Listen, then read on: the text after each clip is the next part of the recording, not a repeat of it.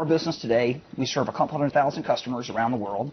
So it's North America, Europe, and Asia Pac. Right. I was in Europe the last couple of weeks right before our earnings call, checking out the business and seeing what's going on, figuring out where to invest. Our next set of investments will be in Asia Pac geographically because the demographics are good. I think the security gets managed. We had a fellow on last week. It's the dependence we all have on these systems.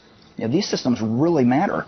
So when people talk about password rotation, you need to do it. Don't keep it in that drawer you open in your desk. Do you have like a crazy password? I do.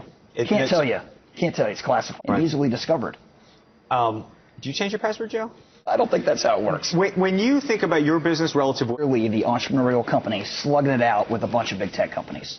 So if you look at Rackspace versus Amazon, Rackspace versus Google, Rackspace versus Microsoft, it comes down to a few things. Number one, they are generalists and we are a specialist. This is all we do. Number two, they use closed proprietary technologies. We use open source technologies. Number three, they're playing a scale game where we are playing a service game. Right. Why don't you get taken out? What do you mean in years? We're only 13 years into this. We want to keep building. Cloud is in its early days.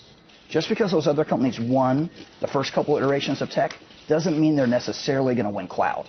Okay. If I could bring it back to the States, Lynn, and thank you. From our Silicon Valley investors, and they're great investors, that we had to move the company to California. They wanted to do it for talent purposes, and I think really to make it easier for them to come visit. It's easier if we're just down the street versus flying to San Antonio or Austin or something. And for us, Texas worked. We're able to build a talent advantage in Texas.